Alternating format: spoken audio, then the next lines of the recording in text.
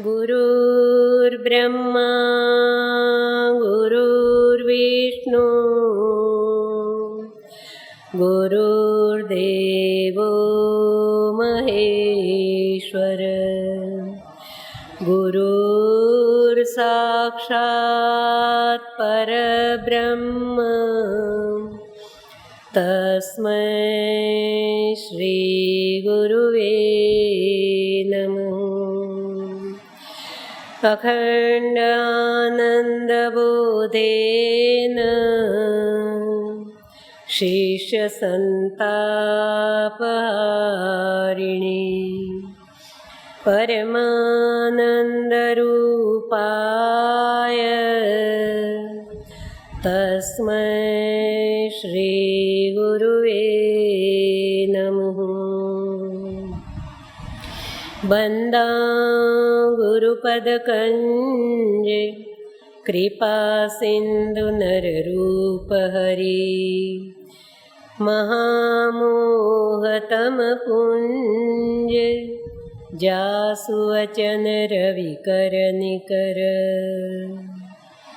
नीलाम्बुजश्यामलकोमलाङ्गम्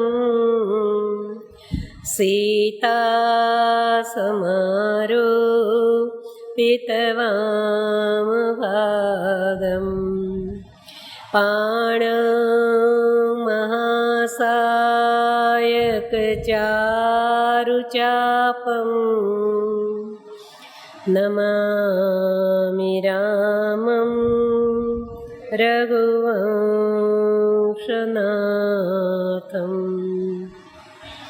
शरणागतदीनार्थ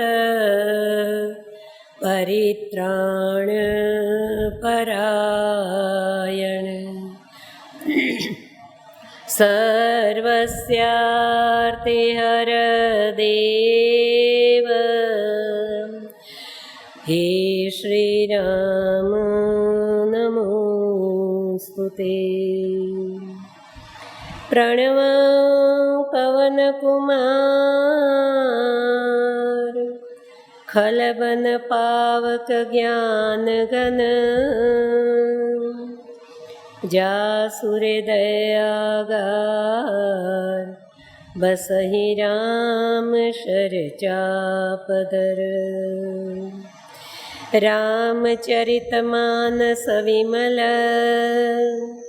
संतन जीवन प्राण हिंदुआन को वेद सम जब नहीं प्रगट कुरान। सियावर रामचंद्र भगवान की जय। श्री सद्गुरुदेव भगवान की जय। उमापति महादेव की जय। पवन सुत हनुमान जी महाराज की जय। मानस मैया की जय। गोस्वामी श्री तुलसीदास जी महाराज की जय। जय जय सीताराम। जय सिया राम। जय भगवान। काकभूषुंडी रामायण। बम्बई से फ़ोन आया, मांग किए कि काकभूषुंडी रामायण का पाठ और साथ साथ ले लीजिए। तो आज पहले वो पाठ करने के बाद हम प्रवचन करेंगे। नाथ कृतार्थ भयऊ मैं तव दर्शन खगराज। आय सुदेव सुकरो अब प्रभु आयऊ केहि काज। सदा कृतार्थ रूप तुम कह मृदु बचन खगेश। जेहि के स्तुति सादर निज मुख कीन महेश। सुनहु तात जेहि कारण आयो सो सब भयउ दर्श तव पायो। देखी परम पावन तव आश्रम, गयउ मोह संशय नाना भ्रम। अब श्री राम कथाति पावनी, सदा सुखद दुख पूंजन सावन। सादर तात सुनावहु मोहि, बार बार विनवऊँ प्रभु तोहि। सुनत गरुड़ के गिरा बिनीता, सरल सुप्रेम सुखद सुपुनीता। भयउ तासु मन परम उछाहा, लाग कहे रघुपति गुण गाहा। प्रथम ही अति अनुराग भवानी, रामचरित सर कहे सि बखानी। पुनि नारद कर मोह पारा, कहे सि बहुरी रावण अवतारा। प्रभु अवतार कथा पुनि गाई, सब शिशु चरित कहे सि मन लाई। बाल चरित कहि विविध विधि, मन मह परम उछाहा। ऋषि आगमन कहे सि पुनि, श्री रघुवीर विवाह। बहुरी राम अभिषेक प्रसंगा, पुनि नृप बचन राज रस भंगा। पुरवासिन कर विरह विषादा, कहे सि राम लक्ष्मण संवादा। विपिन गवन केवट अनुरागा, सुर सरिन तरि निवास प्रयागा। वाल्मीकि प्रभु मिलन बखाना, चित्रकूट जिमि बस भगवाना। सचिवागमन नगर नृप मरना, भरतागमन प्रेम बहु बरना। करि नृप क्रिया संग पुरवासी, भरत गए जहाँ प्रभु सुख राशि। मुनि रघुपति बहुविधि समुझाए, ले पादुका अवधपुर आए। भरत रहनि सुरपति सुत करणी, प्रभु अरु अत्रि भेट पुनि बरणी। कहि विराध वद जेहि विधि, देह तजी शरभंग। बरणी सुतीक्षण प्रीति पुनि, प्रभु अगस्त्य सतसंग। कहि दंडक वन पावन ताई, गीतमय त्रिपुनि तिहि गाई। पुनि प्रभु पंचवटी कृतवासा, भंजी सकल मुनिन की त्रासा। पुनि लक्ष्मण उपदेश नूपा, शूर्पणखा जिमि कीन कुरूपा। खर दूषण वद बहुरी बखाना, जिमि सब मरम दशानन जाना। दस कंदर मारीच बत कहीं, जेहि विधि भई सो सब तेहि कहीं। पुनि माया सीता कर हरना, श्री रघुवीर विरह कछु बरना। पुनि प्रभु गीत क्रिया जिमि कीनी, बधिक बंध सबरिहि गति दीनी। बहुरी बिरह बरनत रघुवीरा, जेहि विधि गए सरोवर तीरा। प्रभु नारद संवाद कही, मारुति मिलन प्रसंग। पुनि सुग्रीव मिताई, बालि प्राण कर भंग। कपिहि तिलक करि प्रभु कृत, शैल प्रवर शनवास। बरनत बरषा शरदरु, राम रोष कपित्रास। जेहि विधि कपिपति कीश पठाए, सीता खोज सकल दिसि दाए। विवर प्रवेश कीन जेहि भांति, कपिन बहोरि मिला संपाति। सुनि सब कथा समीर कुमारा, नागत भयउ पयोधि अपारा। लंका कपि प्रवेश जिमि कीना, पुनि सीतहि धीरज जिमि दीना। बन उजारि रावण ही प्रबोधि, पुर दहि नागेउ बहुरी पयोधि। आए सब जह आए कपि सब जह रघुराई, वैदेही की कुशल सुनाई। सेन समेत यथा रघुवीरा, उतरे जाय बारि निधि तीरा। मिला विभीषण जेहि विधि आई, सागर निग्रह कथा सुनाई। सेतु बांधि कपिसेन जिमी, उतरी सागर पार। गयऊँ बसीठी बीरबर, जेहि विधि बाली कुमार। निश्चर कीशल राई, बरनसि विविध प्रकार। कुंभकर्ण घन नाद कर, बल पौरुष संहार। निश्चर निकर मरण विधि नाना, रघुपति रावण समर बखाना। रावण वध मंदोदरी शोका, राज विभीषण देव अशोका। सीता रघुपति मिलन बहोरी, सुरन कीन स्तुति कर जोरी। पुनि पुष्पक चढ़ी कपिन समेता, अवध चले प्रभु कृपा निकेता। जे विधि राम नगर निज आए, बायस विशद चरित सब गाए। कहे सि बहोरी राम अभिषेका, पुरवरनत नृपनीति अनेका। कथा समस्त भुषुंडी बखानी, जो मैं तुम सन कही भवानी। सुनि सब राम कथा खगना, कहत बचन मन परम उछाहा। गयऊँ मोर संदेह, सुनेऊ सकल रघुपति चरित। भयऊँ राम पद नेह, तव प्रसाद बायस तिलक। मोहि भयऊँ अति मोह, प्रभु बंधन रण मह निरखी। चिदानंद संदोह, राम विकल कारण कवन। सियावर रामचंद्र भगवान की जय। श्री सद्गुरुदेव भगवान की जय।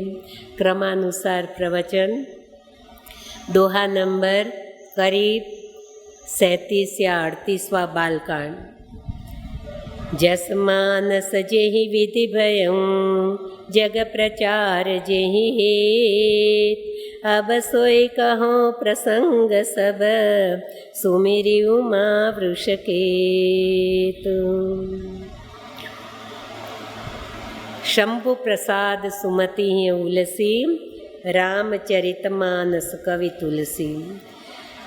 सद्गुरुदेव भगवान की परम कृपा से हम बालकांड में मानस जी का प्रचार प्रसार कब कहाँ से हुआ, इस प्रसंग में प्रवेश कर रहे हैं। गोस्वामी तुलसीदास जी महाराज जी कहते हैं, शिव जी की असीम कृपा से, उनके परम प्रसाद से आज मैं रामचरितमानस महाकाव्य का कवि कहलाया और गोस्वामी तुलसीदास जी महाराज जी का पद मिला। शंभु प्रसाद सुमति उलसी, रामचरित मानस कवि तुलसी।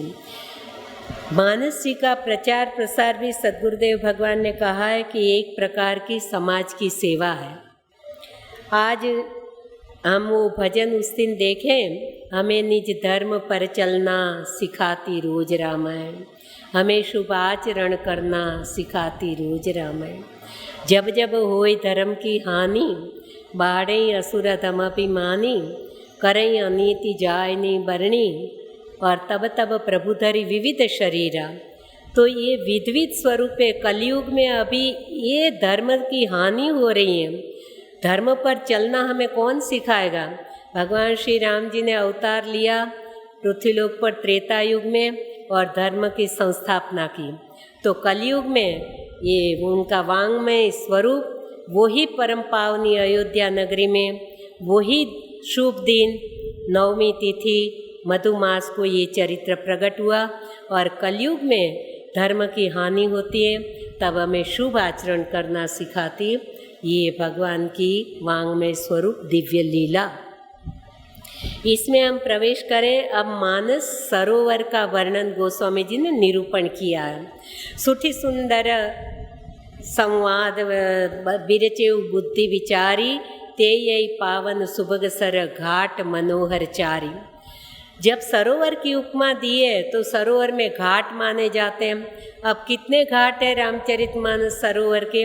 4 घाट है। ज्ञान घाट, भक्ति घाट, कर्म घाट और शरणागति का घाट।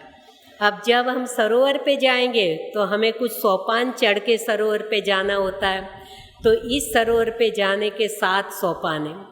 सप्त प्रबंध सुभग सोपाना, ज्ञान नयन निर्खतमन माना।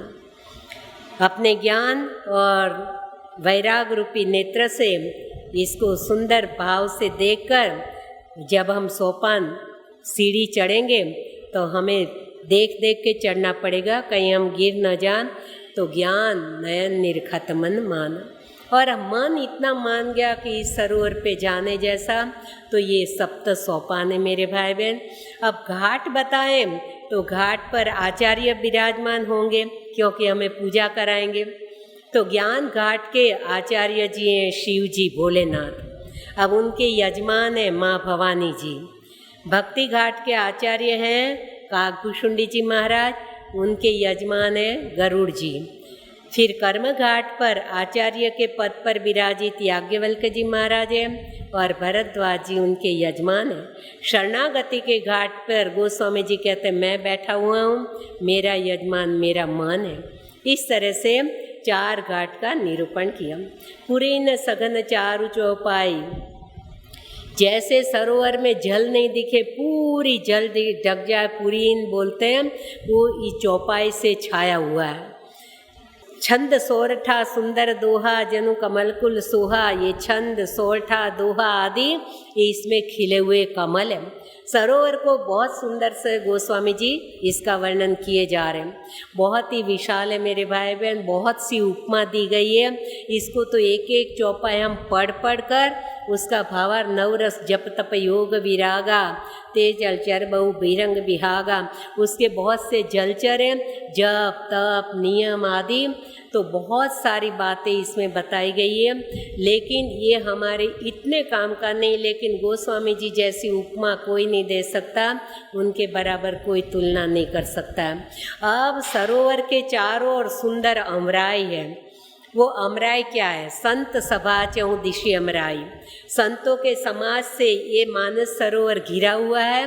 वो मानो कि मानस सरोवर के तट पर सुंदर सी अमराई है। संत सभा चहु दिशि अमराई, और श्रद्धा लोगों की वो सुंदर सी वसंत ऋतु का निर्माण है। इस घाट पर आने वाले प्रेम से भाव से जो स्नान करेंगे तो जल ना बिगाड़े, इसको गंदा न करें, तो इसके सुंदर रखवारे रखें। तो रखवारा कौन है? जे गावैय चरित समारे ते नर ताल चतुर रखवारे। ये दिव्य चरित्र मर्यादा पुरुषोत्तम भगवान श्री राम जी का चरित्र है। इसको अमर्यादित भाव से हम ऐसे वैसे नहीं गा सकते। ये उत्तर भारत में अवध में चित्रकूट में जो बड़े बड़े विद्वान हैं वो तो ठाकुर जी को इतना लाड करते हैं।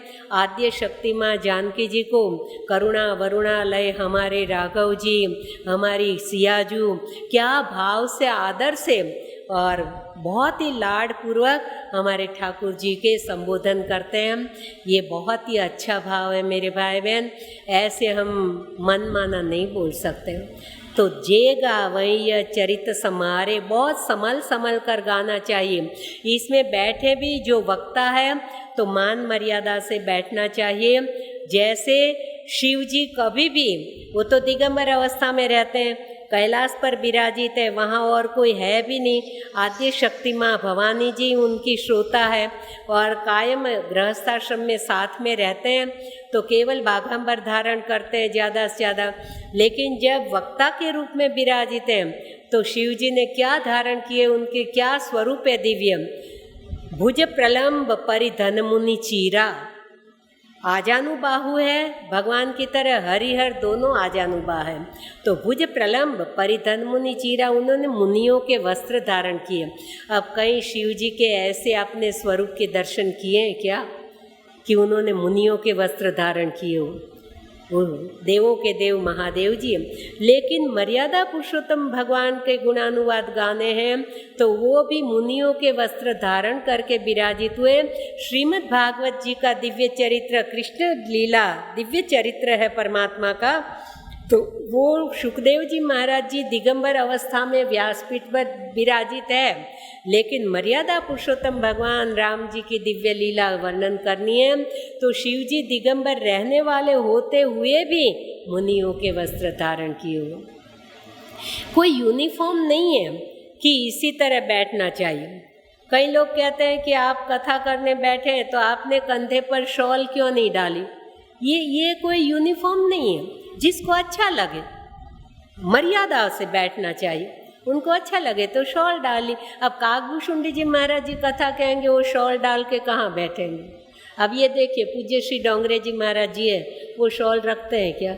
तो सबका अपना अपना होता है, लेकिन मर्यादा होनी चाहिए।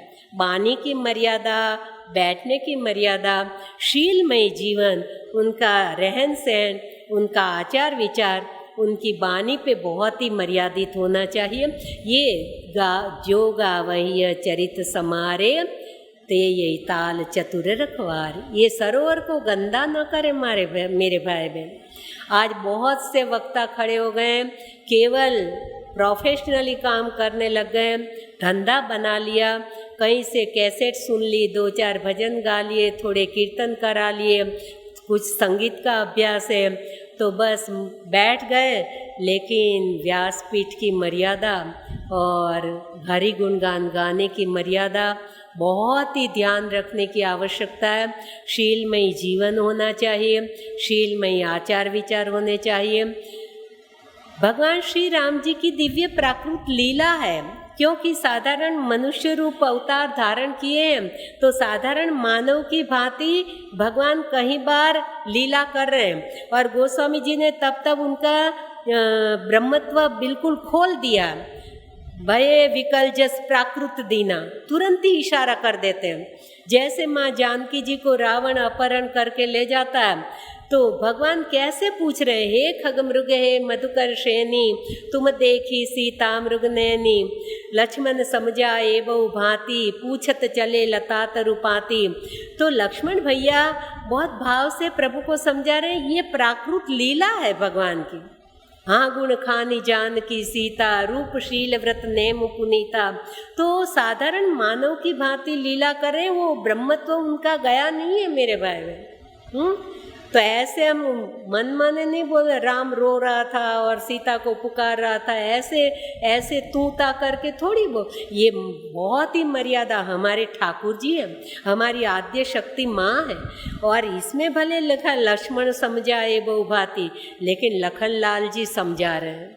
वक्ता को तो लक्ष्मण समझा रहा है, ऐसे नहीं बोलना चाहिए।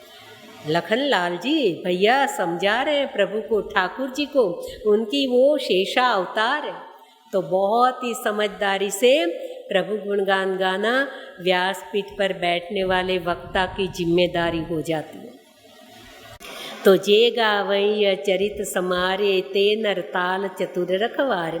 अब इसके अधिकारी कौन है? अधिकार के बिना देना नहीं चाहिए। सदा सुनहि सादर नर नारी। नारी समाज इसका अधिकारी नहीं, ऐसा लिंग भेद नहीं है। नारी समाज भी सुन सकता है, भाई लोग भी सुन सकते हैं, लेकिन जो सदा इसके प्रेमी है, राम उपासक जे जग माही, यही प्रिय तिन कह कछु नाही। जितने भी राम उपासक जीवात्मा है उनका सब तक ये प्रिय शास्त्र है, प्रिय ये ग्रंथ है मेरे भाई बहन। तो नर नारी का भेद नहीं है, लेकिन जो सदा सुनते हो, सदा सुने सादर नर नारी, ते सरोवर मान सिद्ध अधिकारी। शंभुक भेक सिवार समाना, इहा न विषय कथार सनाना, ते कारणावती हारे, कामी काक बलाक बिचारे, आवत यही सर अति कठिनाई, राम कृपा बिनु आई न जाए। भगवान की कृपा के बिना इस सरोवर तक नहीं आ सकते हम। जो कामी हैं, बगुले हैं, काई वगैरह खाते हैं, मछलियाँ वगैरह खाते हैं, तो यहाँ न विषय कथा रस नाना, यहाँ विषय वासना की, ऐसे मनोरंजन की साधारण बातें नहीं है। यहाँ तो ज्ञान, वैराग और शुद्ध आचरण की विमल कथा है, विशद कथा है।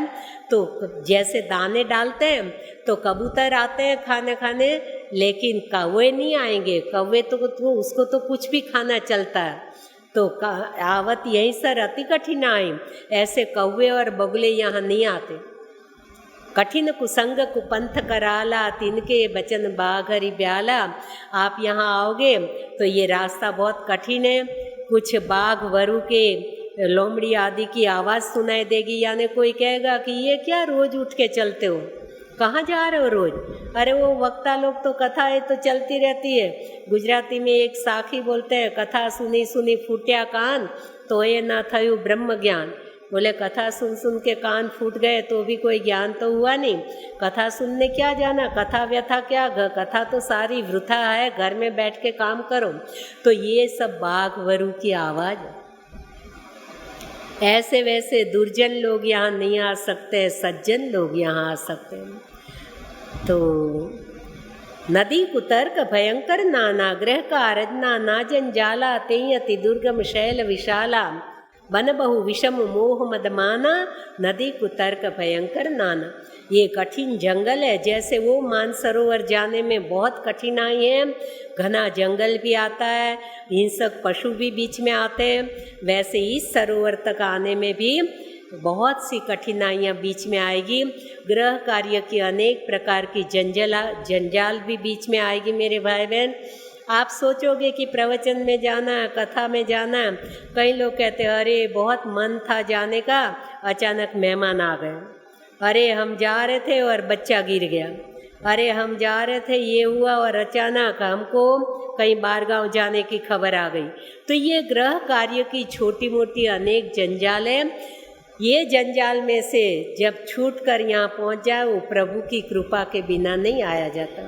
जे श्रद्धा संबल रहित, नहीं संतन कर साथ, तीन कह मानस गमती, जिनहिन प्रिय रघुनाथ। जिनके हृदय में श्रद्धा नहीं है, श्रद्धा का संबल होना चाहिए, संत सद्गुरुदेव भगवान का सानिध्य होना चाहिए।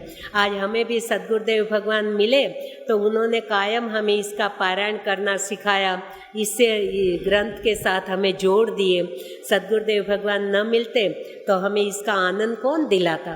तो श्रद्धा हो, संतों का साथ हो, और उसके लिए मानस बहुत ही अगम है। जिनको रघुनाथ जी प्यारे नहीं हैं, जिनको अपने इष्ट आराध्य देव प्यारे हैं, रघुनाथ जी जिनको बहुत ही प्रिय है, उनके लिए ये सुलभ है मेरे भाई बहन। आप बीच में किसी प्रकार का आवाज़ नहीं करना भैया, कुर्सी भी रखो तो बहुत धीरे से रखो। ये नया नया है ना तो इनको नहीं मालूम है, थोड़ा समझा देना। तो बहुत ही ध्यान रखने का मेरे भाई बहन। जे श्रद्धा संबल रहित, नहीं संतन कर साथ, तिनका मानस अगमति, जिनहिन प्रिय रघुनाथ। तो रघुनाथ जी जिनको प्यारे होंगे वो तो दौड़े दौड़े पहुंच जाएंगे।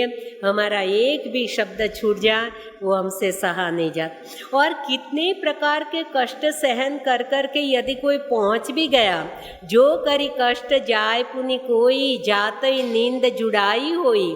तो नींद आ जाएगी कई लोगों को।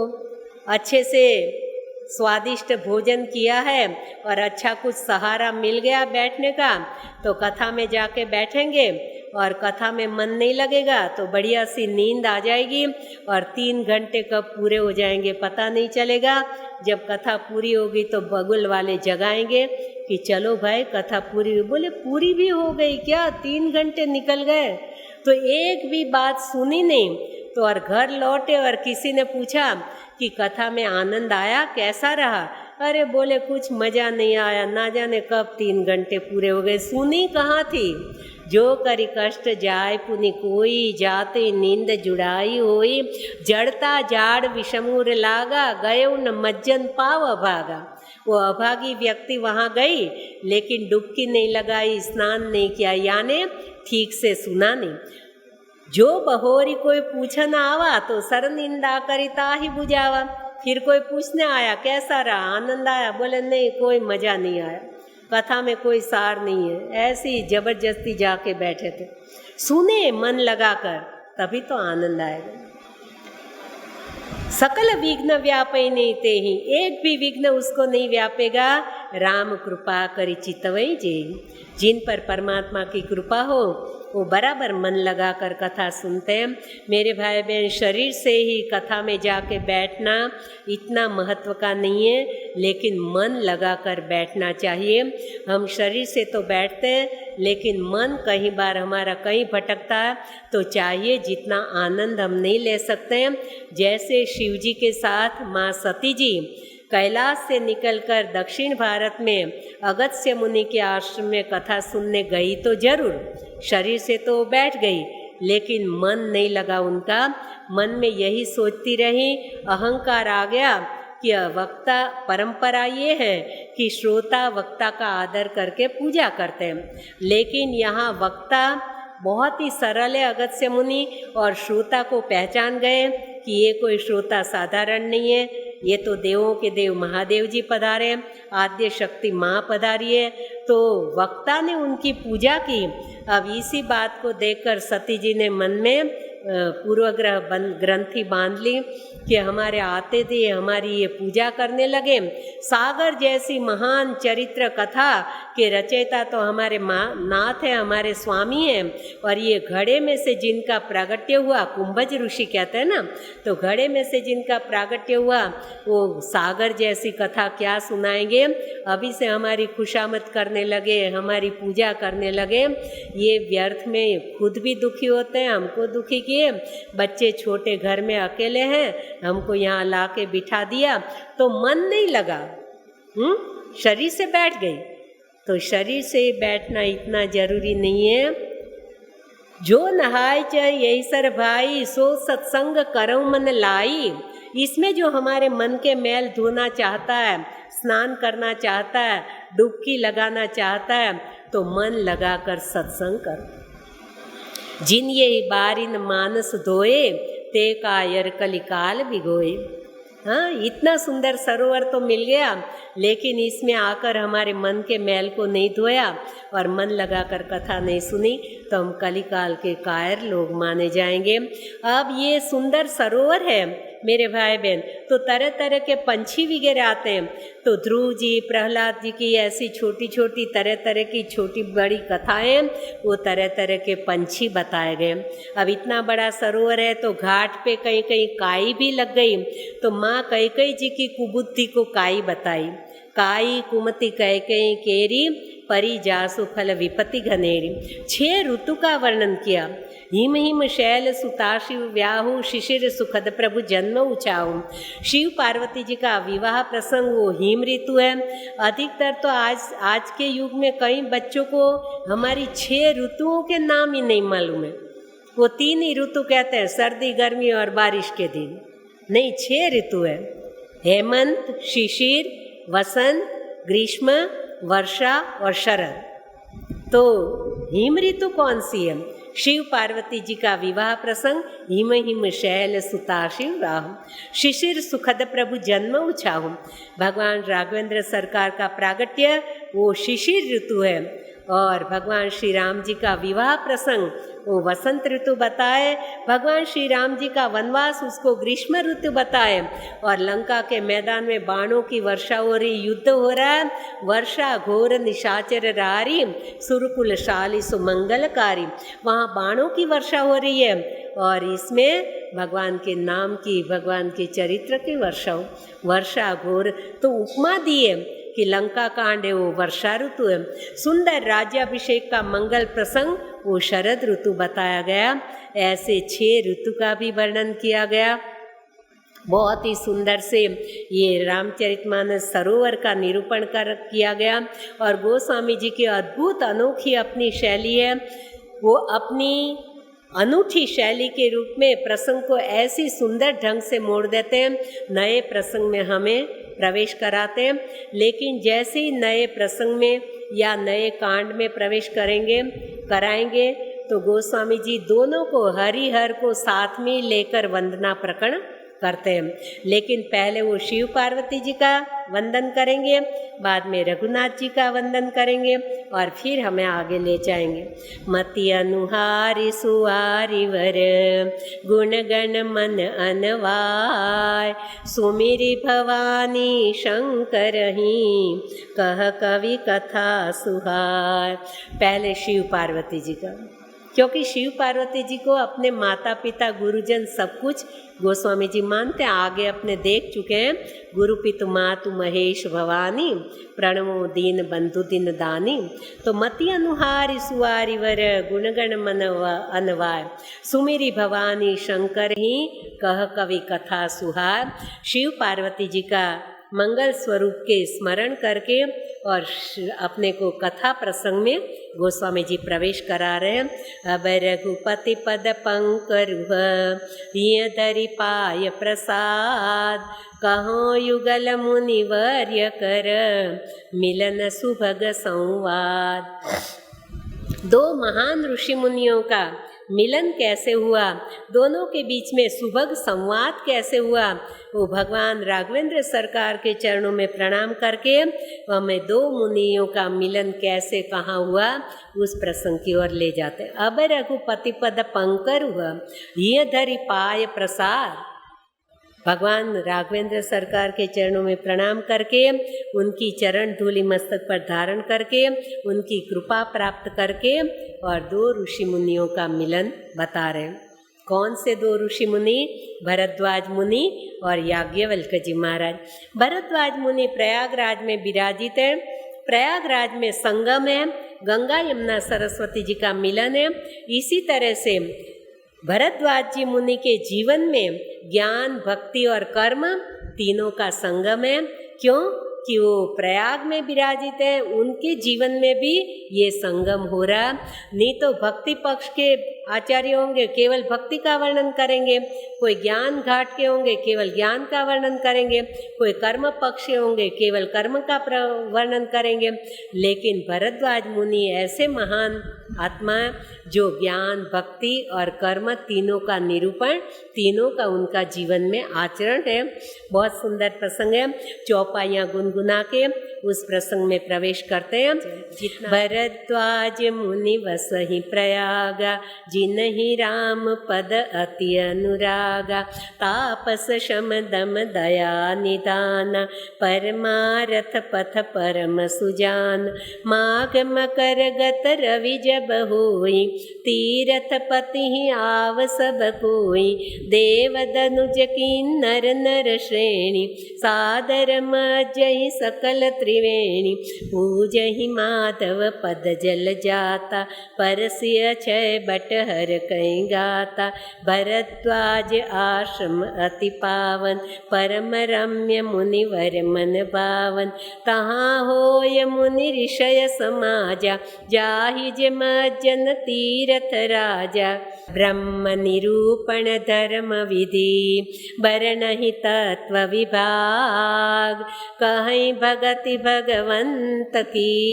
संयुक्त ज्ञान विराग। प्रातःकाल सब स्नान करते हैं प्रयागराज में, लेकिन आए कौन कौन? देव धनुज नर किन्नर श्रेणी। देखिए तब भी राक्षस लोग आते हैं। सद्गुरुदेव भगवान ने एक बात बताई थी, कुंभ के मेले में कौन कौन गए? भगवान की कृपा से, सद्गुरुदेव भगवान की कृपा से चारों कुंभ हो चुके हैं। नासिक, इलाहाबाद, हरिद्वार, उज्जैन चारों हो चुके हैं। लेकिन कुंभ के मेले में भाव से हम घर पर रहकर भी भगवान का भजन करें तो कुंभ के बराबर है। आज कुंभ के मेले में जाना बहुत ही कठिन है और वहाँ ऐसे भी कुछ तत्व आते हैं जो कुछ बुरा व्यवहार भी हो जाता है, तो बहुत ही ध्यान रखें। सद्गुरुदेव भगवान ने बताया, एक बूढ़ी माता जी तैयार हो गई कि मुझे कुंभ के मेले में जाना। बेटों ने बहुत ही मना किया कि माँ वहाँ जाने जैसा नहीं है, घर में रहकर भजन करो तो कुंभ के बराबर है। बहुत ही समझाया, नहीं मानी। मुझे तो जाना है। बोले कि आपके साथ कोई नहीं आएगा, हम नहीं आने वाले। कोई बात नहीं, मुझे किसी की ज़रूरत नहीं, मैं अकेले जाऊंगी। बोले आपसे घर में एक पानी का लोटा नहीं उठा पाती हो, अपना सामान कैसे उठाओगी? बोले मैं थोड़ा सा सामान ज़रूर कुर्ता ले जाऊंगी। बोले सर्दी के दिन है, बिस्तर तो अच्छा लगेगा। बोले सिर पे उठा लूँगी, 2 जोड़ी कपड़े मेरे को बहुत है। वो 2 जोड़ी कपड़े की पोटली बांधी, बगल में दबाई, थोड़ा छोटा सा बिस्तर सिर पे उठाया। बोले थोड़ा बहुत खाने पीने को तो चाहिए। बोले एक छोटे झोले में थोड़ा दे दो। अब वो बगल में कपड़े की पोटली, हाथ में झोला, सिर पे बिस्तर, और बोले कि यहीं से अभ्यास करो माता जी खुद को उठाने का। हम यहाँ से आपको गाड़ी में बिठाने तक भी साथ में नहीं आएंगे, उठाने नहीं आएंगे, क्योंकि फिर वहाँ आपको कौन मदद करेगा, उठा लो। बोले सब बच्चों ने मिलके प्लान बना लिया कि अब माता जी नहीं मान रही है तो इनको यही थोड़ा उपदेश दे दें। घर में से जैसे निकलने लगी, बोले जाओ मुझे किसी की ज़रूरत नहीं, मैं अकेली उठा लूँगी।